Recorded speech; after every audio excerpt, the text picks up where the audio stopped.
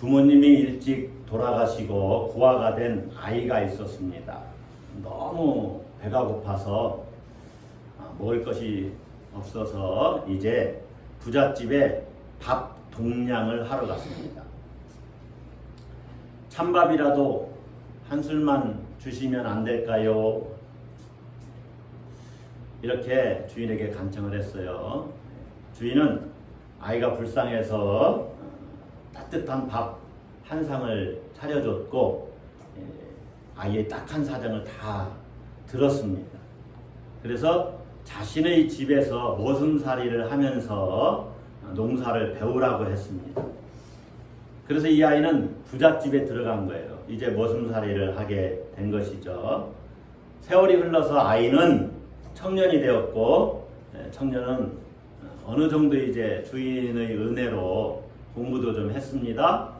그리고 결혼도 하게 됐습니다. 또 주인이 행랑처에서 그 가족이 함께 살도록 해주었습니다. 그러던 어느 날 청년이 주인에게 이렇게 말합니다. 제가 어릴 적부터 머슴살이를 한 품값을 계산해 주세요. 그 소리를 들은 주인은 호통을 치면서 말합니다. 배은 망덕도 분수가 있지. 오갈 데 없는 놈을 키우고 농사일까지 가르쳤는데 그 은공을 정녕 모른단 말이냐. 사실 주인은 이 청년을 양자 삼고 재산도 많이 물려주려고 계획을 세우고 있었어요. 그런 마음을 먹고 있었어요.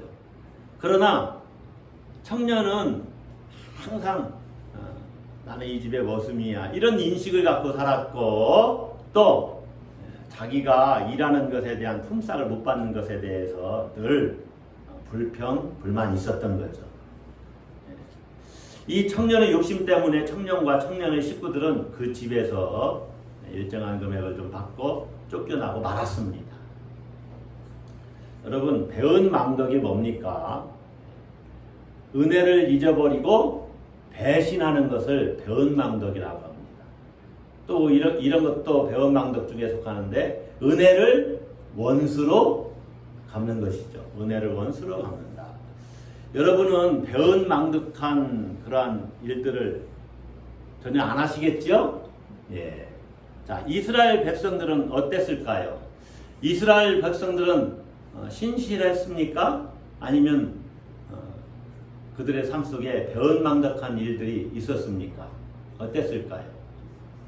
자, 오늘 본문을 보면 예레미야 선지자가 하나님의 신탁을 받아서 이제 이스라엘 백성들에게 예언의 말씀을 전하는데, 오늘 본문을 보면은 그들의 죄, 특별히 배은망덕의 죄를 고발하고 있습니다. 배은망덕의 죄. 예레미야 선지자는 20대 초반, 한 21세 정도라고 이렇게 보는데, 20대 초반부터 60대 초반까지 무려 40년 동안 선지자 사역을 감당합니다. 이 40년 기간이 어떤 기간이냐면, 유대나라, 북이스라엘은 이미 망했습니다. 주전 722년에 망했잖아요. 남유다는 이제 조금 더 존속을 하는데, 남유대나라의 요시야 왕, 그리고 여호야김 왕, 그리고 시드기야 왕, 이 세 왕이 통치하던 시기에 예레미야가 사역을 감당하는데, 이 시기는 어떤 시기냐? 나라가 이렇게 기울어져서 서서히 나락으로 떨어져 가고 있던 시기예요. 그리고 마침내 시드기야 왕 때는 바벨론에 의해서 예루살렘이 함락되고 나라가 완전히 패망했습니다. 나라가 사라져버린 거예요. 예. 예루살렘이 함락된 이후에는 고위 그 공직자들, 또 왕족들, 귀족들, 이런 사람들은 다 포로로 끌려갑니다. 나라가 사라져버렸어요. 누구 당시에? 예레미야 당시에. 예. 그런 그 나라의 운명이 풍전등화와 같은 시기에 하나님의 말씀을 전했던 선지자예요. 사실 예레미야 편은 거의 없습니다. 그의 제자들 뭐 성경 받아 적고 뭐 이게 예언의 말씀을 전달해주는 글을 썼을 때 전달해주는 이런 사람 외에는 거의 모든 백성이 예레미야를 배척했습니다. 그래서 예레미야는 너무 외로운 사역을 감당했는데 그의 사역이 정말로 눈물로 점철된, 나라가 망해가는 꼴을 보면서 사역을 했으니까 얼마나 힘들었겠어요. 또 자기 말을 들어주지도 않아요. 그런데 예레미야의 말과 같이 되었잖아요. 네. 자, 나라가 패망해 가던 이런 시기에 예레미야 선지자가 나라의 운명이 이렇게 나락으로 떨어져 가는 이유를 영적인 시각에서 진단합니다. 어떤 시각에서 진단해요? 영적인 시각. 이게 중요해요, 여러분. 정치적인 시각, 사회적인 시각, 또 외교적인 시각으로 진단하는 것이 아니라 무슨 시각으로 진단해요? 영적인 시각. 여러분, 많은 이유들이 있어요. 우리가 살아가는데 다 얽히고 설켜 있죠. 우리나라 살으니까 이 한반도에서 일어나는 여러 가지 사회 현상들, 정치 현상들, 경제 현상들, 여기 우리가 영향을 받습니다. 그러면서 우리는 또 한 가지 반드시 봐야 되는 시각이 영적인 시각이에요. 다시 말하면 하나님 눈으로 봐야 된다, 그 말이에요. 예레미야는 유대 나라가 이렇게 된 이유는 하나님과의 관계가 틀어졌기 때문이다 라고 보았어요. 하나님과의 관계가 왜곡은 삐뚤어지는 거죠. 고든 것에서 이렇게 삐뚤어지는 것이 왜곡입니다. 하나님과의 관계가 왜곡되었기 때문에 나라가 이렇게 망해간다 라고 보았습니다. 다시 말하면 이스라엘 백성들이 하나님께 배은 망덕의 죄를 지었기 때문에 이렇게 나라가 망해간다. 타락했기 때문이다. 그렇게 보았다는 거죠. 자, 여러분 5절을 한번 보세요. 나 여호와가 이와 같이 말하노라. 이것은 이제 예레미야의 입을 통해서 전해지는 거예요. 너희 조상들이 내게서 무슨 불의함을 보았기에, 나는 하나님이시죠, 여호와. 너희 조상들이 나 여호와에게서 무슨 불의함을 보았기에 나를 멀리하고 가서 헛된 것을 따라 헛되이 행하였느냐. 그러니까 이스라엘 백성들이 하나님을 멀리했다는 거죠. 그리고 헛된 것을 따라서 헛되이 행했다는 겁니다.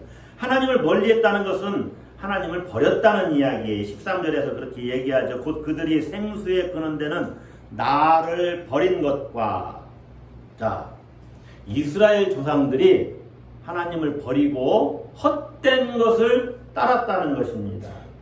헛된 것은 다른 표현으로 8절에 보면 맨 마지막에 무익한 것을 따랐느니라. 자, 이스라엘이 어떤 타락한 증거가 뭐냐? 타락한 일들이 뭐냐? 첫 번째는 하나님을 버렸다는 것입니다. 누굴 버렸어요? 하나님을 버렸어요. 여러분, 하나님을 버린 이유가 뭘까요? 왜 이스라엘 백성들은 하나님을 버렸을까요? 왜 하나님을 멀리했을까요?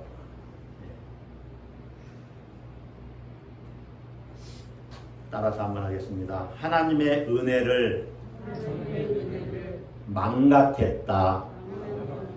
뭐 했다고요? 망각했다. 하나님의 은혜를 기억하지 못한 겁니다. 처음엔 기억을 잘했겠죠. 그러나 점점 시간이 갈수록 하나님의 은혜를 잊어버렸어요. 망각했어요. 여러분 6절부터 하나님이 어떤 은혜를 베푸셨는지를 이렇게 이야기합니다. 자, 그들이 이스라엘 백성들이 왜 이렇게 말하지 않느냐? 이제 그 다음 내용이에요. 우리를 애굽 땅에서 인도하여 내시고, 그러니까 우리를 바로의 손에서 건져내신 하나님, 그의 강한 손과 편팔로 이스라엘 조상들을 애굽 바로 왕에게서 강제 노역에서 해방시켜 주신 하나님이 어디 계시냐라고 왜 말하지 않느냐, 그 말이에요. 자, 그 다음에 광야 곧 사막과 구덩이 땅, 건조하고 사망의 그늘진 땅, 사람들이 다니지 않고 사람이 거주하지 않는 땅을 우리가 통과할 수 있도록 하신 그 여호와께서 어디 계시냐라고 왜 말하지 않느냐, 그 말이에요. 그러니까 하나님을 찾지 않아요. 광야를 통과케 하신 하나님을 이스라엘 백성들이 왜 찾지 않느냐? 앞에 있는 모든 부분은 하나님이 베푸신 은혜를 말하는 것입니다. 자, 또 있지요. 7절 보세요. 내가 너희를 기름진 땅에 인도하여, 이건 가나안 땅입니다. 예. 그것의 열매와 그것의 아름다운 것을 먹게 하였거늘, 그렇게 은혜를 베풀어 주셨어요. 그래서 6절 7절에 어떤 은혜를 베풀어 주셨나 요약하면 이스라엘을 해방시켜 주셨고 자유케 하셨고 보호하시고 인도하시고 필요를 공급해 주셨어요. 그런데 이 가나안, 너희가 이리로 들어와서는, 가나안 땅에 들어와서는 내 땅을 더럽히고 내 기업을 역겨운 것으로 만들었다. 이 얘기가 뭡니까? 왜 가나안 땅을 이스라엘 백성들이 더럽혔어요? 헛된 일을 따랐다는 거예요. 헛된 일을 따랐다. 다시 말하면 좀 이따 설명하겠지만은 우상을 숭배했다는 것입니다. 여러분, 출애굽부터 광야를 지나 가나안 정착에 이르기까지 하나님은 이스라엘에게 부족함 없이 계속 베풀어 주셨습니다. 이것이 하나님의 은혜입니다. 이 은혜를 가나안 땅에 들어가서 이스라엘 백성들이 이제 살만해지니까 잊어버리기 시작했어요. 하나님의 은혜를 잊기 시작했다는 거예요. 망각했다. 그래서 하나님이 얼마나 선하신 분이고 이스라엘 백성 자기들을 사랑하는지를 이제 기억을 못해요. 점점점 그 기억이 희미해져 간 것이죠. 그래서 하나님을 찾지 않아요. 하나님을 버린 것입니다. 하나님을 과거의 인물로 치부해 버렸어요. 하나님을 버렸어요. 타락한 것입니다. 여러분, 우리가 하나님의 은혜를 망각하면 엉뚱한 데에 가서 헤매요. 헛된 것을 쫓아간다, 그 말입니다. 헛된 것 쫓아간다는 것이 하나님을 버리는 거예요. 예수 그리스도의 십자가를 통해서 내가 받은 그 은혜가 얼마나 놀라운지를 잊어버리면 엉뚱한 것을 붙잡고 살게 돼요. 예수님을 통해서 하나님이 베풀어 주신 해방과 자유를 망각하면, 하나님이 우리를 보호하시고 인도하시는 그 은혜를 망각하면 여러분들이 헛된 것을 쫓아가게 되어 있다. 그래서 매일 하나님의 은혜를 기억해야 되는 거예요. 십자가 그 구속의 은혜, 예수님이 피를 흘리시기까지 십자가에서 고난당하시고 죽으신 그 이유가 뭐냐? 그것을 매일매일 묵상을 해야 우리가 엉뚱한 데로 가지 않는다, 그 말입니다. 할렐루야. 두 번째로 타락한 증거가 뭐예요? 헛된 것을 따라갔다는 거예요. 따라서 한번 하겠습니다. 헛된 것을 따랐다. 5절 뒷부분에 나오죠. 헛된 것을 따라 헛되이 행하였느냐, 이렇게. 너희들이 나를 멀리하고 가서 헛된 것을 따라 헛되이 행하였다. 하나님이 이스라엘 백성들의 영적 상태를 진단하는 거죠. 자, 이 헛된 것을 따라 헛되이 행했다는 말은 일종의 언어 유희입니다. 이 헛된 것, 헛되이라는 말은 히브리어로는 헤벨이에요. 헤벨. 헤벨이라는 말을 성경에 집어넣고 이렇게 읽어보면 이런 말이에요. 그들은 헤벨을 따른 결과 헤벨이 되었다, 그 말이에요. 헛된 것을 따라 행하더니 헛되게 되었다, 그 말이에요. 헤벨이 뭐냐? 이 사라져가는 입김, 숨결을 이야기합니다. 또 헤벨은 아무것도 아닌 것을 말해요. 헤벨은 덧없음을 이야기합니다. 덧없는 것, 무의미한 것. 또 헤벨은 거품을 의미해요. 거품. 그래서 자주 이 헤벨은 아무것도 아닌 것을 의미하는 것이라서 이스라엘 백성들은 헤벨하면 우상을 가리키는 표현으로 생각을 했어요. 그러니까 헤벨이라는 단어를 지금 이렇게 하나님께서 쓰면서 이스라엘 백성들의 죄를 고발할 때 이스라엘 백성들은 풍요의 신 바알을 이렇게 하나님이 따랐다고 우리를 책망하시는구나 라고 받아들였을 거예요. 예. 그들은 바알을 따라 살다가 거품이 되어버렸어요. 아무것도 아닌 존재가 되어버렸다 그 말이에요. 그들은 헤벨을 따른 결과 헤벨이 되었다. 다시 말하면 공허한 것을 따랐기 때문에 결국 공허하게 되었다 그 말이에요. 그들은 거품을 따른 결과 무엇이 되었다? 거품이 되었다. 여러분, 하나님을 멀리하고 아무것도 아닌 것 쫓아가면 나도 아무것도 아니어버립니다.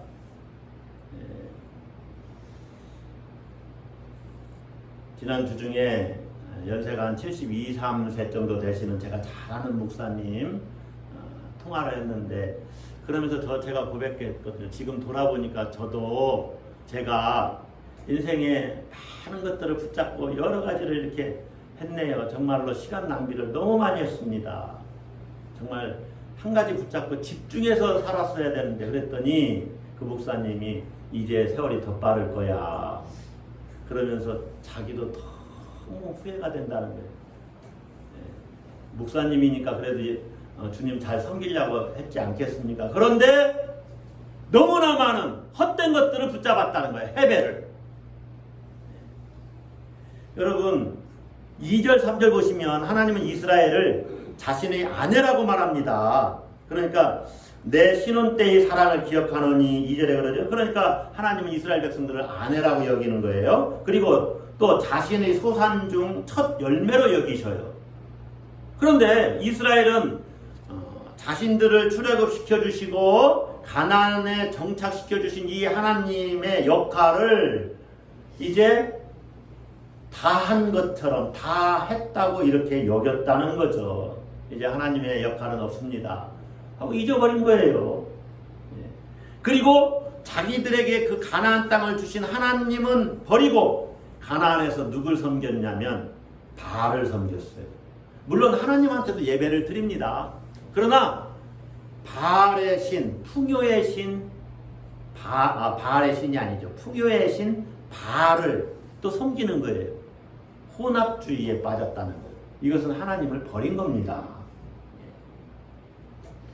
그래서 하나님께서 내 땅을 더럽히고 7절 끝에 그렇게 얘기하는 거예요. 내 기업을 역겨운 것으로 만들었다.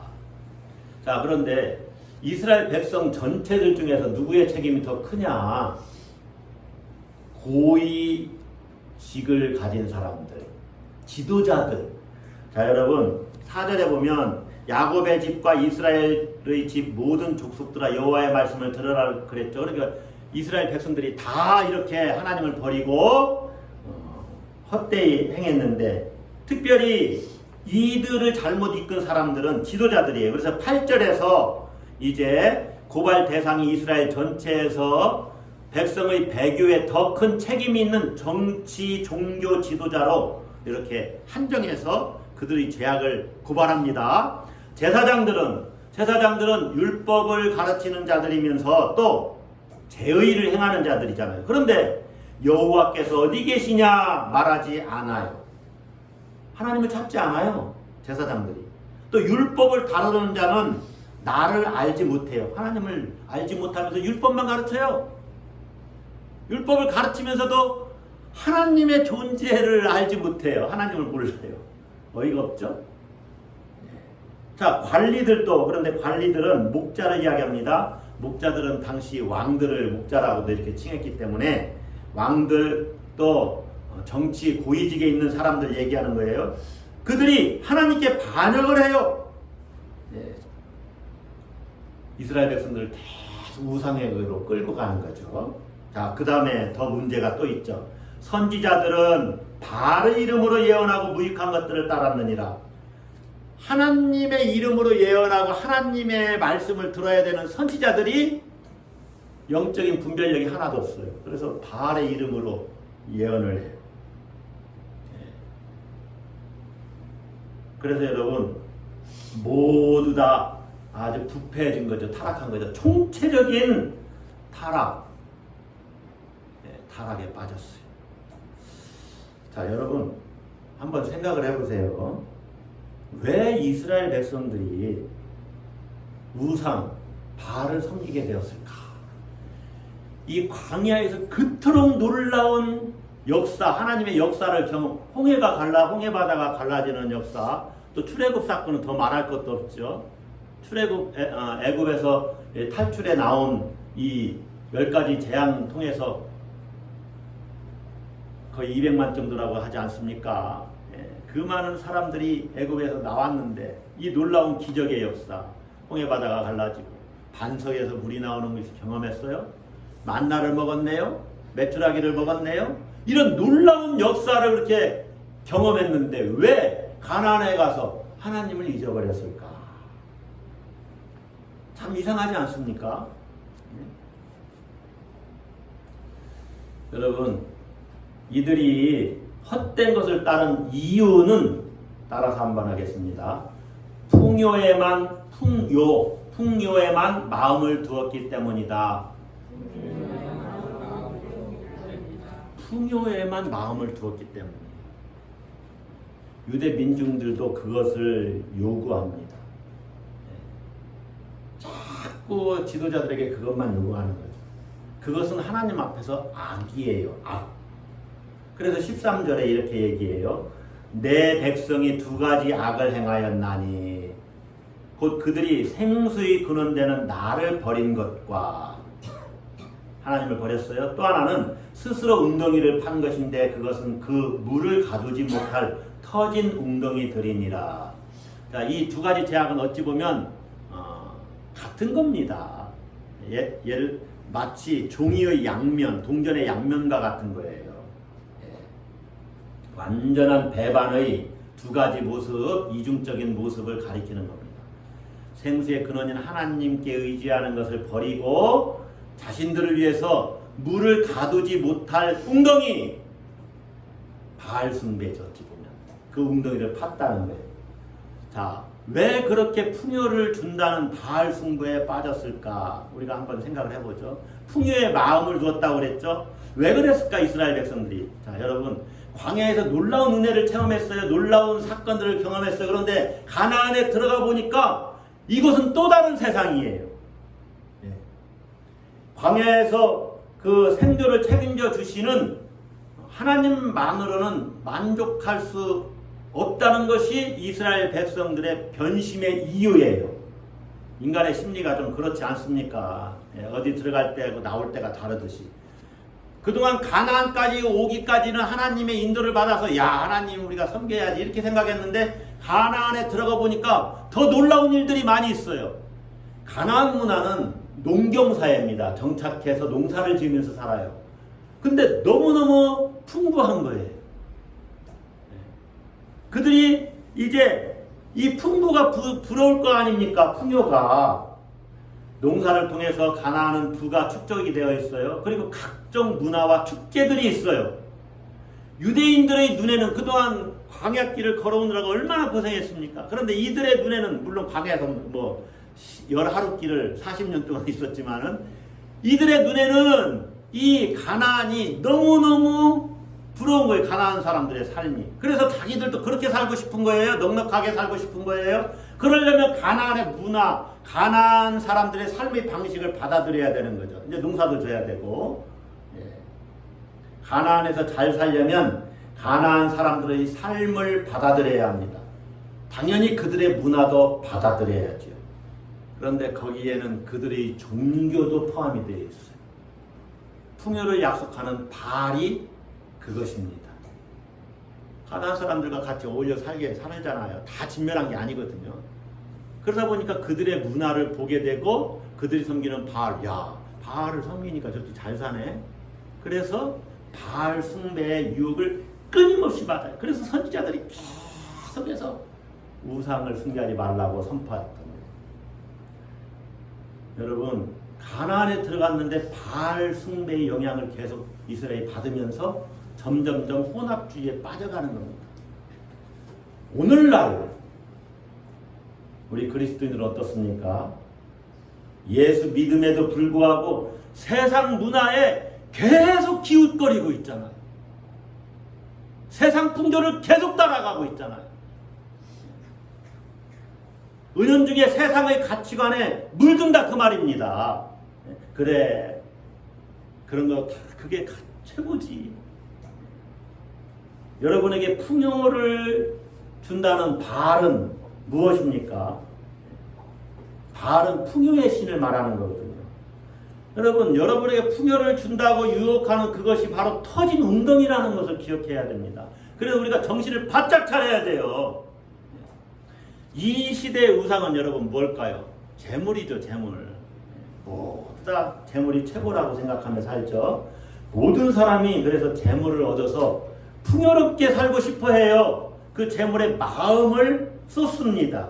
거의 예외가 없을 거예요. 자, 그러면 풍요, 재물에 마음을 쏟는 것이 왜 문제냐? 이걸 알아야 되겠죠. 재물 좋은 것 아닙니까? 네, 맞습니다. 재물 잘 있으면 좋은 겁니다. 뭐 나쁜 건 아닙니다. 그 얘기 조금 이따 일단 말씀드릴 텐데, 재물에 마음을 쏟는 것이 왜 문제냐면, 이 풍요에는요, 생명이 없습니다. 그래서 문제예요. 풍요에서, 재물에서 생명을 얻을 수가 없어요. 여러분, 풍요에 마음을 두는 것이 왜 문제냐면 거기에서 생명을 얻을 수 없기 때문에 그래요. 가난한 사람들이나 현대인들은 거의 똑같이 물질적인 풍요가 생명을 얻는데 필수적인 것이라고 이렇게 생각을 하면서 살아갑니다.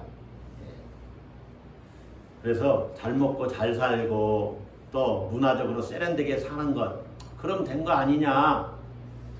세상 사람들 다 그렇게 생각하지 않습니까?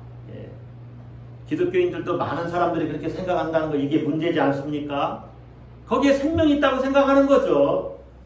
그냥 교회 다니면서 그냥 주일날 예배 드리면 되고, 내가 경제적으로 풍성해져 가지고 풍요로워져서 잘 먹고 잘 살고, 그리고 편안하게 또 문화적으로 세련되게 그렇게 살면 인생 괜찮은 거 아니냐? 즐기면서 여유있게 살면 되는 것 아니냐? 안락하고 편한 삶이 있는데 왜 그렇게 살면 되는 것 아니냐 그러면서 그거 쫓아가고 있는 거죠. 여러분, 거기에 생명이 있다고 생각하십니까? 여러분도 한번 잘 생각을 해보세요.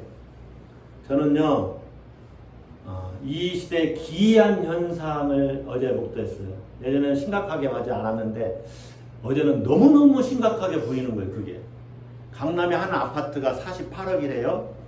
48억! 4억 8천도 없는데 평균이 34억이래요. 집 한 채가. 어떻게 된 겁니까, 이 나라가? 나는요, 이해할 수가 없어요. 여러분, 이해 갑니까? 누가 48억짜리 집 한 채 지면 나는 빨리 팔아서 시골로 내려가서 그 돈 가지고 잘 살 텐데, 이런 생각 해보는데 줄 사람은 없겠고. 여러분, 저는 이해할 수가 없어요. 어떻게 집 한 채가 그럴까? 그렇게 비쌀까? 자, 문제는 그 이야기를 하려는 게 아니에요. 그러면 그곳에서 사는 사람들이 정말로 생명의 풍성함을 누리면서 살까요? 그런 사람도 있겠죠. 저는 그곳에 사는 사람들을 그런 특정 지역의 사람들을 폄하하고자 하는 말이 아니에요. 재물이 많다고 해서 생명의 풍성함을 누리는 것은 아니다. 그 이야기를 하는 겁니다. 마찬가지로 권력도 마찬가지요. 어떤 오락이나 쾌락, 어떤 것에 매여서 사는, 그것을 쫓아가는 사람들, 세상이 어떤 것을 쫓아간다고 그것이 우리에게 생명을 주는 것이 아니라는 이야기를 하는 겁니다. 결국에는 가슴이 뻥 뚫릴 거예요. 너무나 곤고해질 거예요. 그러니까 생명의 풍성함은 그런 것으로부터 오는 게 아니에요. 그래서 예레미야가 선지자가 그런 것은 다 헛된 것이다. 헛된 것이다. 왜 헛된 것이냐면 하나님을 버리고 그런 걸 쫓아가니까 헛된 것이라는 거예요. 하나님 안에서는 그런 게 참 귀하고 좋은 거죠. 예. 여러분, 생명의 풍성함은 하나님께서 주시는 거예요. 할렐루야. 하나님으로부터 생명이 오는 거예요. 하나님 없는 세속 문화가 주는 유흥과 쾌락, 소비 중심의 삶, 이런 것들을 예레미야는 헛된 것, 무익한 것이라고 말해요. 거기에는 참된 만족이 없다. 여러분이 어떻게 생각합니까? 여러분 딱 단호하게 양자택일을 딱 해야 됩니다. 그래도 그런 게 있어야 되지 않습니까? 벌써 물들었다는 거죠. 동화됐다는 거예요. 세속 문화에. 이게 문제, 이게 혼합주의라니까요. 이스라엘 백성들이 하나님 안 믿은 거 아니에요. 하나님께 제의를 드립니다. 동물 갖다 제사 지내. 그리고 가서 발에게도 절하는 거예요. 자, 두 번째, 재물, 풍요의 마음을 두는 것이 뭐가 문제냐. 이것이 문제입니다. 두 번째는 풍요의 유혹에 빠지면 하나님에 대한 관심이 줄어듭니다. 잘 들으셔야 돼요. 풍요의 유혹에 빠지면 하나님에 대한 관심이 줄어들어요. 하나님을 믿는 사람도 좀 잘 살면 좋지 않습니까? 맞습니다. 잘 살면 좋은 겁니다. 아멘? 여러분도 그래서 잘 사셔야 돼요. 여유 있게 사는 거 좋아요. 제가 지금 풍요 자체를 부정하는 게 아니에요. 하나님도 풍요 자체를 부정하지 않습니다. 풍요로운 삶 자체는 문제가 아니에요. 풍요의 유혹에 빠지는 게 문제라는 거예요. 나 부자로 살아야 돼. 풍요롭게 살아야 돼. 거기에 모든 마음을 빼앗기고 그것만을 추구하고 거기에 내 영혼을 걸어두는 것, 그것이 문제다 그 말이에요. 영혼을 걸어둬요. 그러니 하나님은 보이지 않죠. 하나님은 의식하지 않죠. 모든 관심사가 풍요롭게 되는 것, 거기에 있어요. 재물을 얻는 것. 잘 살고 싶은 것 인지상정입니다. 누구나 잘 살고 싶어요. 그래서 그 욕구를 무조건 비판할 수는 없어요. 좀 더 나은 삶을 사는 건 좋은 일이죠. 나쁜 것 아니에요. 그러나 문제가 뭐냐? 풍요의 유혹에 빠지는 거예요. 그런 유혹에 빠져 있으면 하나님에 대한 관심이 줄어들어요. 여러분, 사람은 자신의 영혼을 하나에만 걸어둘 수가 있어요. 그래서 주님이 하나님과 재물을 겸하여 섬길 수 없다 이렇게 얘기합니다. 누굴 섬기냐 이 문제다 그 말입니다. 재물이 필요하지요? 예. 이 시대에 재물을 떠나서 어떻게 살 수 있습니까, 여러분? 예. 그러니까 제가 말씀드리는 요지는 항상 여러분 말씀을 잘 들으세요. 가난하게 살아라 그 말도 아니고 물질에서 완전히 초연해야 됩니다. 그런 말씀이 아니에요. 우리는 재물 없이 살 수는 없어요. 아침에 밥을 먹으면서 이것도 재물이다. 제가 그런 얘기를 했는데 문제가 재물에 물질에 영혼을 걸어두는 거예요.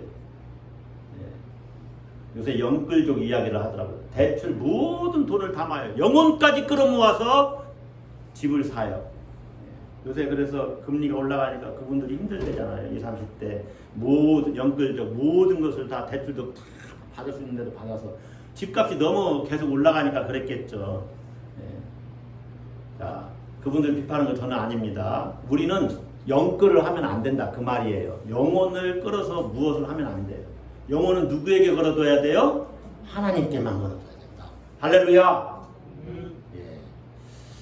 자, 여러분, 사람들은요 자연스럽게 물질의 영혼을 걸어둡니다. 하나님께 걸어두지 않으면 무언가에 걸어두는데 이 시대는 재물에 걸어두고 있다. 오늘 우리 시대가 이런 삶의 한 전형이다 그 말이에요. 그것을 여러분이 잘 보셔야 돼요. 여러분은 거기에 물들지 말아야 됩니다. 헛된 것이기 때문에. 그리고 사실 헛된 것 조금만 있으면 그게 판명될 거예요. 우리 다 놓고 가잖아요. 그렇죠? 그래서 열심히 벌어서 내가 편하게 사는 거 좋아요. 그러나 거기에 여러분 영혼을 걸어두면 안 된다 그 말입니다. 자, 말씀을 정리하겠습니다. 하나님의 은혜를 망각하면 무익한 것을 쫓아갑니다. 헤벨을 쫓아가면 헤벨이 돼버려요. 그러니까 여러분 예수 그리스도의 십자가만 바라보고 그분의 은혜를 바라보면서 나에게 주어진 삶을 잘 살아가면 되는 거예요. 주어진 복락을 누리면서 열심히 재물도 얻을 수 있으면 열심히 얻고 거기에 마음을 쏟으면서 안절부절 그렇게 살지 마시라 그 말이에요. 왜냐? 하나님보다 더 사랑하는 것이 우상이기 때문에 그것을 통해서 생명을 얻으려고 하는 것이 우상숭배다 그 말이에요. 풍요로운 거 좋습니다. 그러나 그것이 하나님으로부터 나를 멀어지게 하고 있다면은 잠깐 스탑. 나 풍요, 나 이 정도면 괜찮아. 이 정도면 괜찮아. 하나님께 다시 집중해야지 하고 잠깐 풍요를 쫓아가는 것을 멈춰야 돼요. 그러니까 적당히 풍요로 만족을 해야 돼요. 그거에만 몰두하면은 하나님으로부터 멀어진다니까요. 지금 그것을 예레미야 선지자가 경고하는 것이에요. 헛된 것을 따르면 헛되고 무익하게 된다. 재물과 풍요에 생명이 있지 않다. 생명은 하나님으로부터 오는 것이지 재물에서 오는 것이 아니다. 하나님이 생수의 근원이시다. 주님이 말씀하시죠. 내가 주는 물을 마시는 자는 영원히 목마르지 아니하리니 내가 주는 물은 그 속에서 영생하도록 솟아나는 샘물이 되리라. 예수 그리스도에게 여러분 영혼을 걸어두세요. 그러면 여러분 삶이 풍요로워집니다. 할렐루야. 여러분 주님을 따르겠습니까? 아니면 헤벨 헛된 것을 따르겠습니까? 기도하십시다.